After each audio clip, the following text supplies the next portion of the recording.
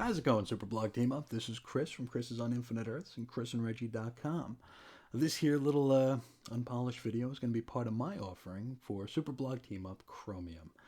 Now, if you just happened across this video or this blog post and are unaware of what Superblog Team Up is, it's exactly what it sounds like. 5 or 6 times a year, a group of very talented content creators and me get together and we discuss something on topic. This time out, subtitle is Chromium. So we're going to be talking about all the gimmicks and enticements that the comics industry will foist upon its fans in order to get us to maybe buy a book we ordinarily wouldn't, or maybe buy more than one copy of a book that we would have ordinarily just bought the one. Now, when I heard that this was going to be the topic this time out, my mind immediately went to one book in particular, and that was Teen Titans #1 from 1992. Now, if you're familiar with this comic, you'll know that not only did it have 5 variant covers, it also had 5 variant stories. Look at this as perhaps among the more predatory attempts at gimmickry from the industry, because if you wanted the whole story, you needed to buy all 5 copies. So they weren't just taking like a cover or something from you, they were actually taking content. And I think as completionists and as collectors, I think all that kind of like exists on a continuum, you know, where you might have different definitions of complete.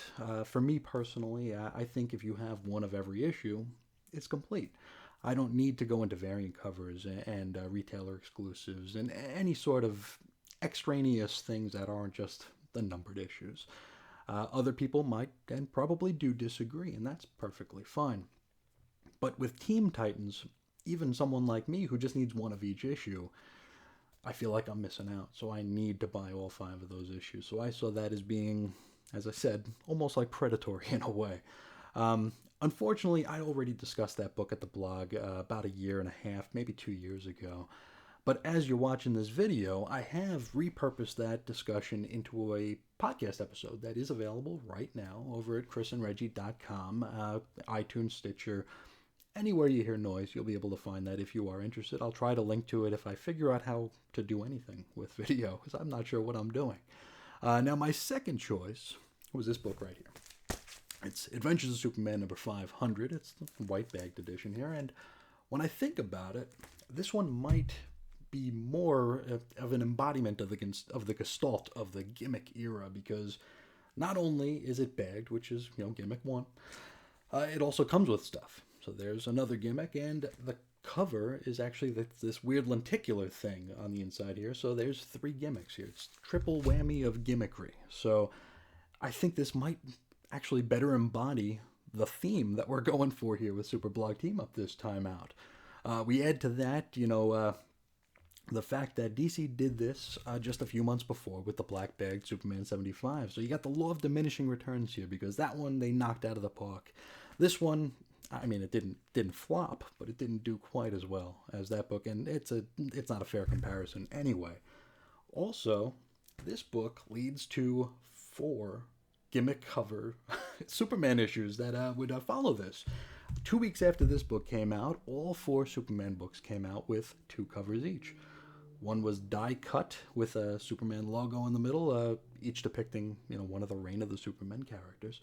And the other one was the, quote, newsstand edition. So this gimmick came out of a gimmick that fed into the next gimmick. So I think this is just a really good one to look at for this particular topic.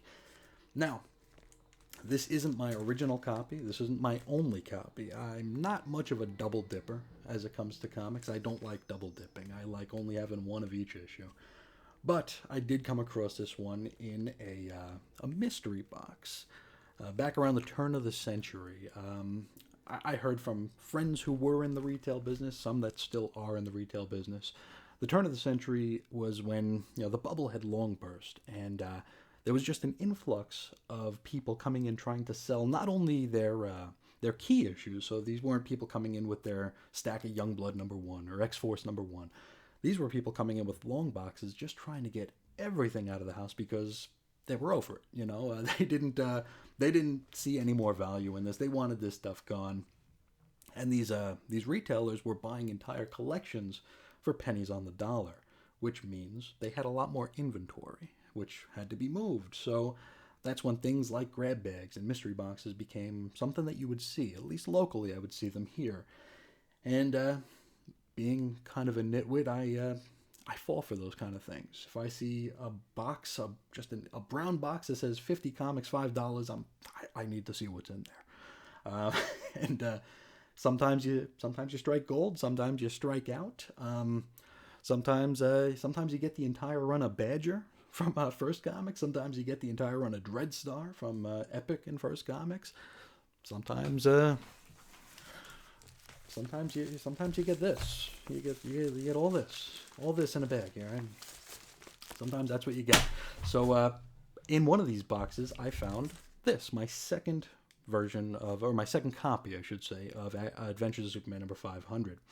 And I thought right then and there, it's like, cool, I've got one that I can actually open, because I, of course, did not open my original one, because, becoming a rabid fan in the early 90s, it's almost like verboten to even consider opening one of those bags. But I thought when I got this second one, hey, I can open it. That was almost 20 years ago, and I still have not. But we're going to do that today. We're going to fix that today.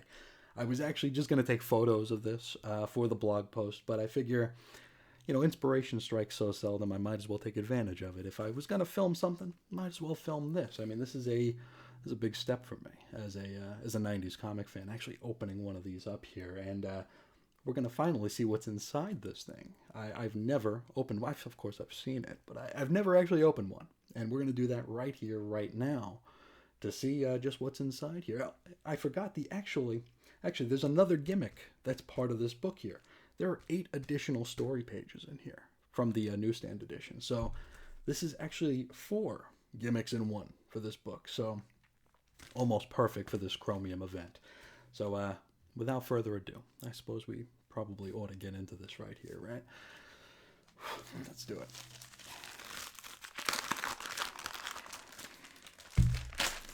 I feel dirty. And I'm sure this has been done online before by people with much more talent and charisma than me, but you work with what you were given. And there it is. There it is. It's open. And we're going to find out what the extra pages are in here. We'll be discussing those down in the synopsis section of the blog post that this video should be attached to, maybe, if I can figure it out. Just a card? One card? That's a little bit of a that's a big letdown, actually. Just one card. The Death of Superman, the Black Bag book, came with a whole bunch of cool stuff. The armband, the Daily Planet news clipping. I think there were trading cards in that one too. But yeah, that's all you got. So yeah, that's that. We opened the bag. We found out what was inside it. I hope you enjoyed this attempt at a video, and I hope you enjoy. Hopefully, the rest of the synopsis and review is under this video. If you're watching this at the blog, if I figure out how to upload it and embed it, it'll be down there. Now, Superblog Team Up, we've got a whole bunch of folks included in this. Not everybody's posted their link yet, and honestly, I don't know how to post links on video. I don't know how to do anything on video. So all the links will be available at chrisisoninfiniteearths.com. This is the Adventures of Superman 500 post for January 22nd, 2020. So I hope, if you do like this site, that you maybe follow along the chain and maybe find other blogs that interest you. Maybe you'll find a new favorite or second favorite. And if you're coming from another one of the super bloggers here, I hope you enjoy what you see, and I hope you come back for more. I guess that's it for now. I will talk to you again real soon. See ya.